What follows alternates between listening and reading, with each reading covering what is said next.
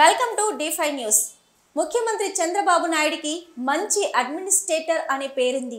అందులో ఆయన నిష్ణాతుడనే చెప్పాలి. ఆయన రాష్ట్రంలో ఎప్పుడు ప్రభుత్వం ఏర్పాటు చేసినా కేంద్రంలో అధికార పార్టీతో చేయి కలిపేందుకే చూస్తారు. ఎందుకంటే ఇక్కడ రాష్ట్రానికి కావలసినన్ని అడిగి మరీ చేయించుకుంటారనే పేరుంది. ఇలా ప్రతిదీ స్టెప్ బై స్టెప్ చేసుకు వెళ్తుంటారు. అలాగే సంక్షేమ పథకాల్లో కూడా తన మార్కు చూపిస్తుంటారు. పేదవాడికి అందే ప్రతి రూపాయి కూడా కరెక్ట్గా వెళ్ళాలని భావిస్తుంటారు. ఇప్పుడు మరికొన్ని పథకాలు మారుతున్న తీరు ఒకసారి చూద్దాం.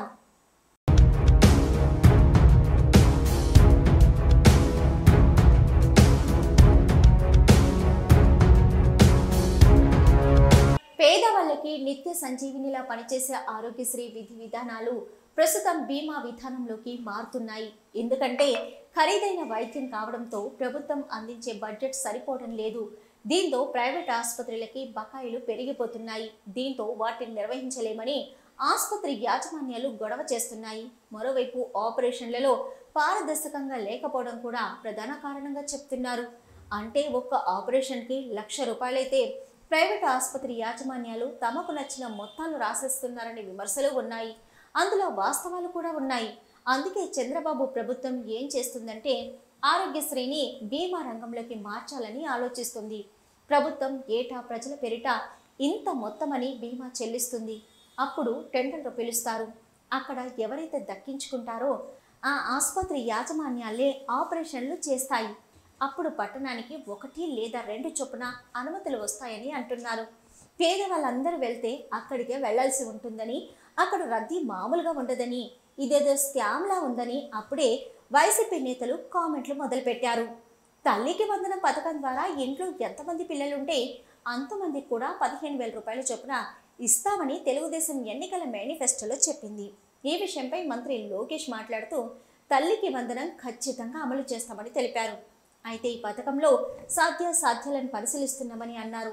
రాష్ట్రంలో అసలు ఎంతమంది తల్లులున్నారు, పిల్లలున్నారు అనేది లెక్కలు తీయాలని, బడ్జెట్ వేయాలని, వాటి కేటాయింపులు జరగాలని, అంతా పారదర్శకంగా జరగాలని అన్నారు.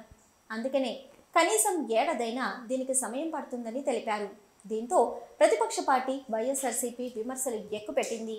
అప్పుడే అధికారంలోకి వచ్చి 2 నెలలు దాటేసింది. ఇప్పుడేంటి సన్నాయి నొప్పులు అంటూ మొదలెట్టింది.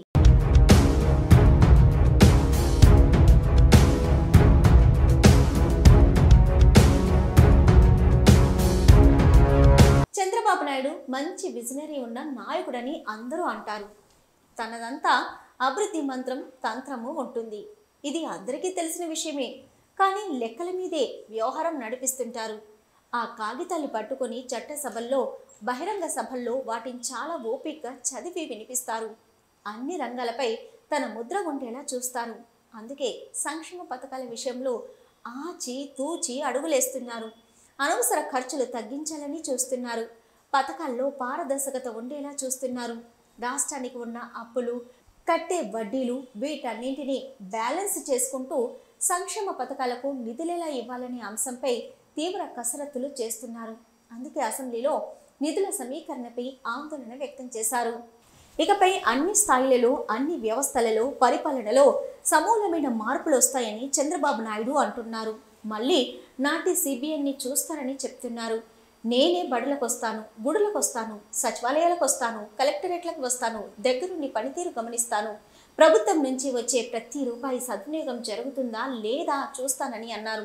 వైసీపీ పాలనలో అన్ని శాఖలు నిర్వీర్యమైపోయాయని అన్నారు. తిరిగి అన్ని వ్యవస్థలను ట్రాక్లోకి తీసుకొస్తానని తెలిపారు. అందుకోసం కొన్ని కఠినమైన నిర్ణయాలు తీసుకోవడానికి వెనకాడనని అన్నారు. నేను 1995లో మొదటిసారి ముఖ్యమంత్రి అయినప్పుడు నాతో పనిచేసిన కొందరు అధికారులు ఇప్పుడు ఇక్కడ ఉండాలని అన్నారు. నేను ముఖ్యమంత్రిగా ఇప్పటికీ 4సారి బాధ్యతలు స్వీకరించాను. ఇప్పుడు చూస్తున్నంత దారుణమైన పరిస్థితిని రాష్ట్రంలో ఎప్పుడూ చూడలేదని అన్నారు. త్వరలోనే అంతా సెట్ చేస్తానని తెలిపారు.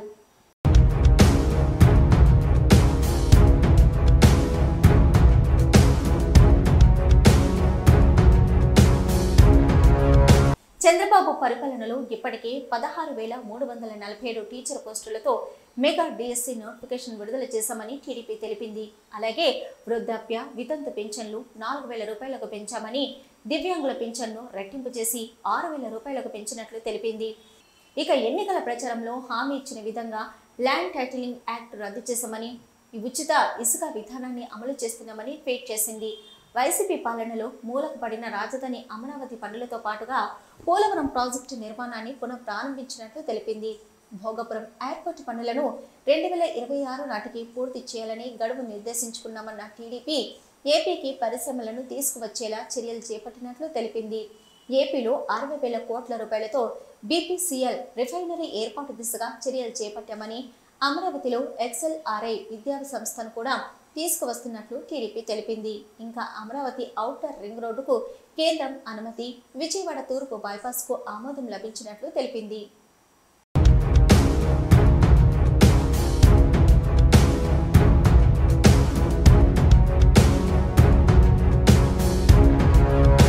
తెలుగుదేశం ప్రభుత్వం అధికారంలోకి రాగానే యాక్షన్ ప్లాన్ అమలు బాగానే ఉంది.